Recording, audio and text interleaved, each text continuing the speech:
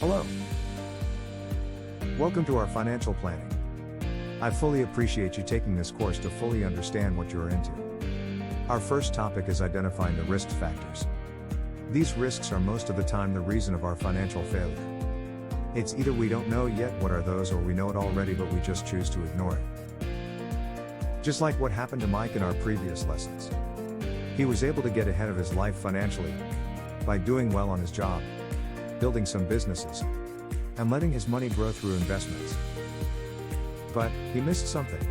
It is the identifying the risks factors and managing.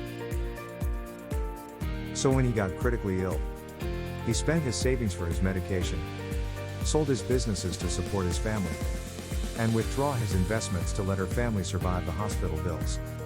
So, he lost his savings, assets and investments because of one reason. He was not able to identify the risk, and most of all didn't have the chance to manage it. So, what are those risks that we need to identify? First is critical illnesses. Treatment for these illnesses are so expensive. Let's take a look at this picture. Acute heart attack costs around $900,000. Stroke is $1.8 million. Lung cancer is $2.7 million. Breast cancer is around $400,000. Kidney dialysis is around $400,000 every year. And many other critical illnesses that are not mentioned here, like liver-related, blood-related, bone-related and cancers. Of course, none of us wants it. But even healthy lifestyle cannot guarantee us that we can't get those. Right? Because it is sometimes hereditary or acquired. Second is accident and total disability. We may not imagine ourselves becoming a disabled, God forbid. But observing some of those who are disabled because of accidents they didn't imagine as well themselves before. Right?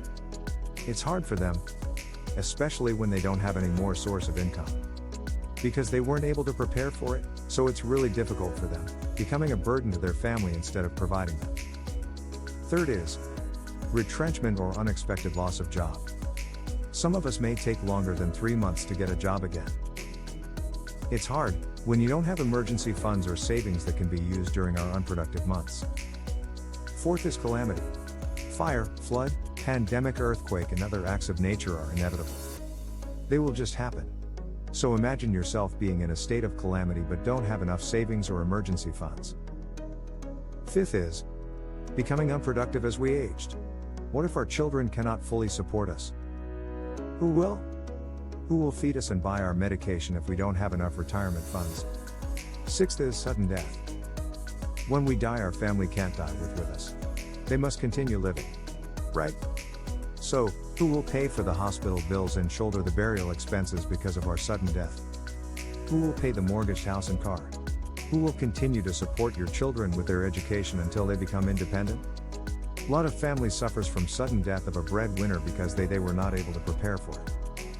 So, these are most of the risks that we just identified for you. It's up to you on how you will act and prepare for it, so that you and your family won't suffer. This is just like you in this illustration. Reaching towards your goal. By doing well in your job, business, or investments. But you have also to consider that there are underlying risks that would any time cut or stop you from reaching your goal.